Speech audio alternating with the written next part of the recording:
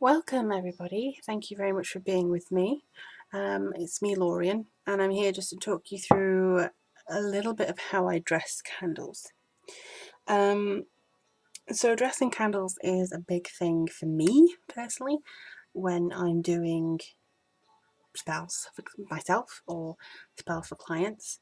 Candles are very much the simplest form that you can use as a tool in your craft, so you don't need to make poppets all the time or witchy things, you know, like the little cords. I can't remember what the correct term for them.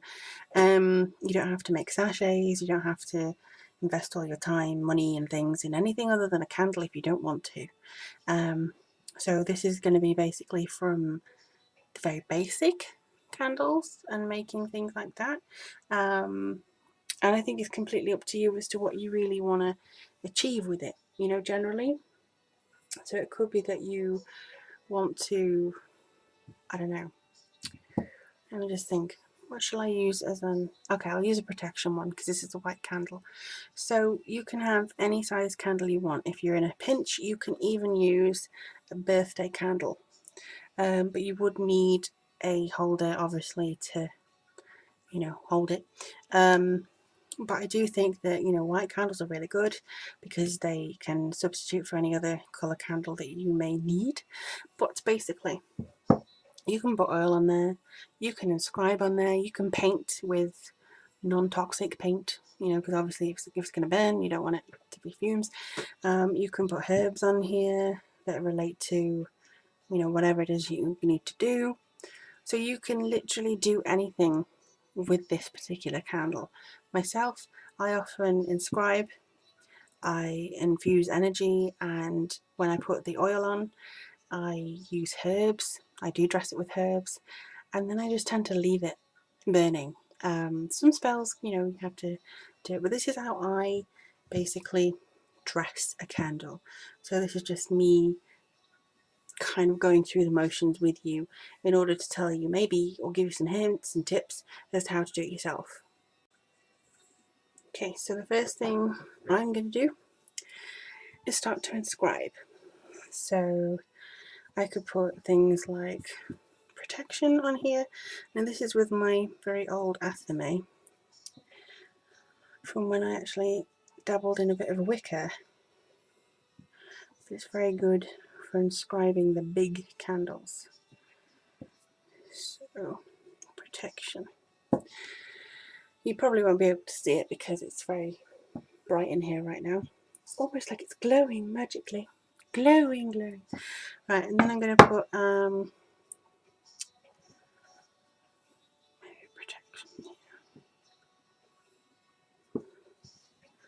I mean, you can write words, you can draw runes, you can put your name, you can do whatever it is that you feel like you want to do. So obviously don't cut yourself with anything that you use to inscribe. If you want to use a pen, you might be hard pressed to find one that's used on wax, but it's my protection oil. There we go.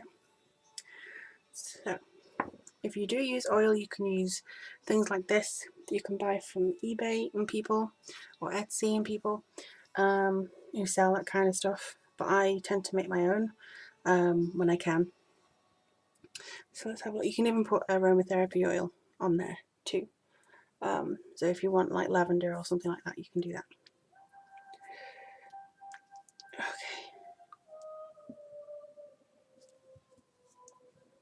So when I do this, I tend to do it with like in my head a thing. So may the intention of this candle reach the gods above.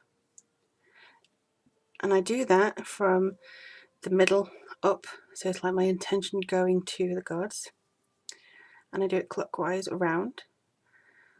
So an answer may be received here on earth. And I do that downwards clockwise to represent that the answer is gonna reach me here.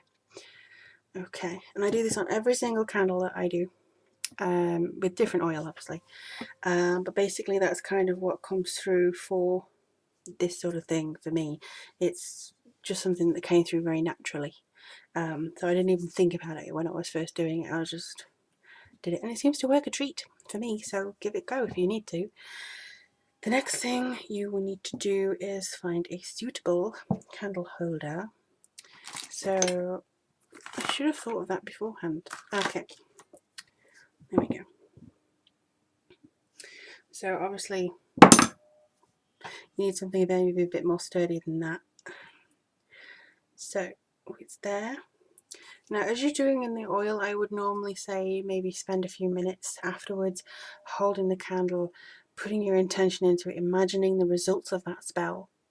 So you have to imagine that you have protection, or imagine that you have the love of your life, or imagine whatever it is. Okay, and then the vein I'll do. So in this one, it's for vein, this is for protection. So if you want to dress your candle with some herbs, I always imagine it after the oil, otherwise you're going to get a little bit sticky. So I just kind of drape it around there, and some of it will stick, you see. So as you're putting it on, just imagine again that this is for protection, and you can say it out loud, this is for protection. You can drag it down there, and I don't know whether you can see because it's so blunt. Here you go, it's going all over my desk anyway. It's kind of,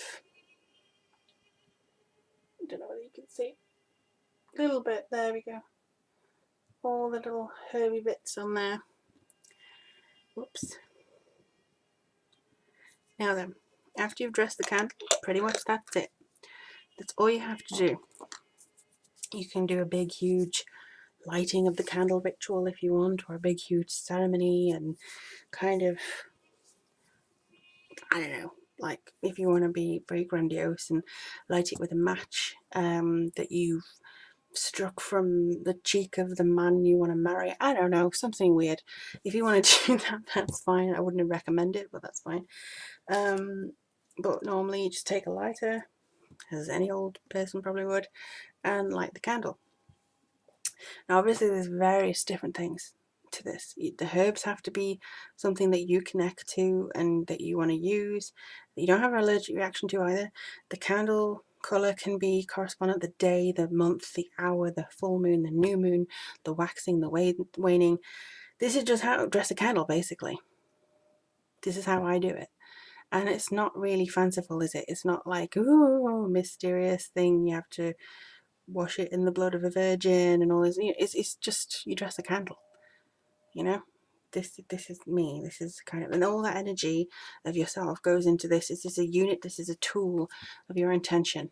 This is a unit of what you want to get out there. And as you burn it, it feels like you're able to kind of have a focus. So you can look in the flame. You can meditate for a while, and again imagine the reaction that you want, whatever it is.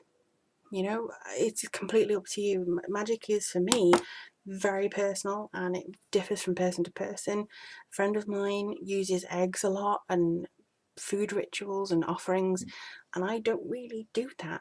I'm more of a candle altar, you know, in energy and vibration person. So it completely depends on your thing. But if you do ever want to use a candle like this, and I might just put a little bit more on. Wee. I think that you can do it like this. You can add something to the dressing. You can even leave one of these steps out if you want. It's completely down to you. But this is just a short video basically on how to dress a candle. I'm not going to teach you how to suck eggs. So dress a candle, and then you light it, and then you can, or whenever part of the ritual that you're doing or the spell that you're doing calls you to light it, and then you've got a very cool candle to have with you. Well, that's it. I hope that this has been helpful. Blessed be everybody. If you want a reading or a spell from me, link below, email me. And thank you so much for being here. Speak to you all soon.